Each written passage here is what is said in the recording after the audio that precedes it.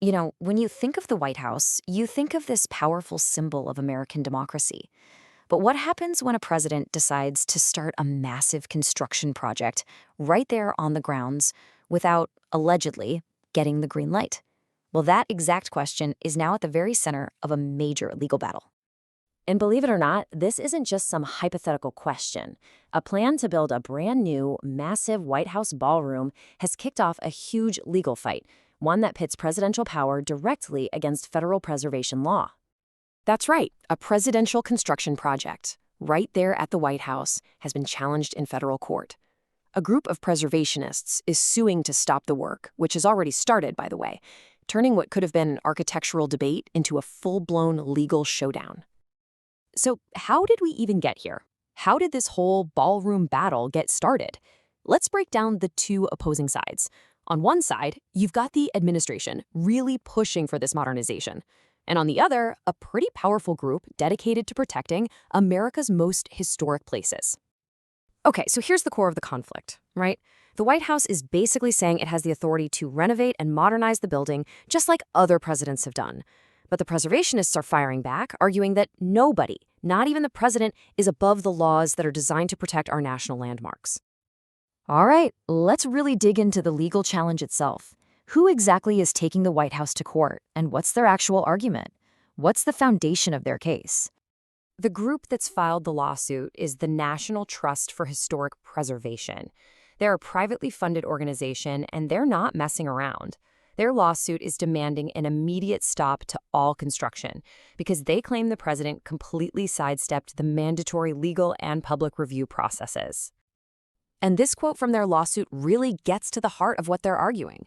They're saying this isn't just about one president or this one project. It's about setting a precedent that would apply to every single president now and for the future. Okay, so what rules do they say were actually broken here? The lawsuit gets pretty specific about a whole series of procedures that they claim were just completely ignored. Well, according to the trust, a project this huge is supposed to go through a whole bunch of steps: detailed design reviews by federal commissions, environmental impact assessments, periods for the public to comment, and maybe most importantly, debate and approval from Congress.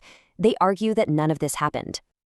And the lawsuit gets super specific. It names two major federal laws: the Administrative Procedures Act, which is all about how federal agencies are supposed to do things, and the National Environmental Policy Act, which requires looking at the environmental effects of a project like this. They're not just making this up either. The lawsuit points to the actual wording of a federal law. And that key phrase right there, express authority of Congress, is what the preservationists are hanging their hat on. They're saying it's a clear, unambiguous rule that was just ignored. So at the end of the day, the trust's argument is pretty simple. For a building this important, a building we literally call the people's house, the public and their elected officials have to have a say. They see it as a non-negotiable part of the deal when you're talking about a national treasure. Okay, that's a pretty strong case from the preservationists. So what's the other side of the story? Let's take a look at how the administration is defending its authority to just go ahead with the project. The White House's defense is pretty straightforward, really. A spokesman came out and said the president has the full legal authority to make these kinds of changes, just like all the presidents before him did. They're framing this as just a normal exercise of presidential power.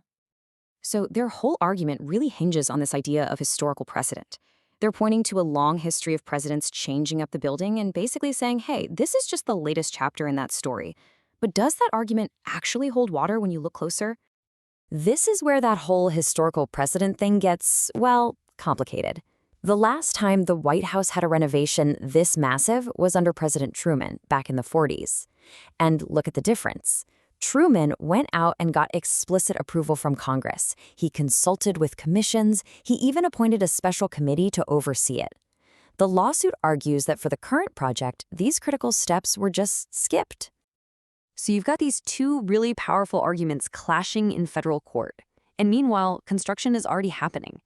So where do things stand right this very minute? I mean, the way this all went down is kind of backwards, you know? Demolition and construction actually began first. Then the lawsuit was filed to try and stop it. And yet the work is still going on, with the plans only being submitted for review months after the project was already underway. And that puts this entire project in this weird legal limbo.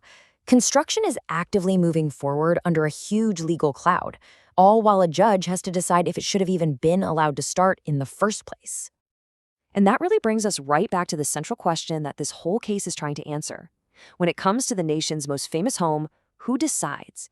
Is it the president who happens to be living there, or is it the laws and procedures designed to protect it for all of us, for generations to come? A federal court is going to have the final say.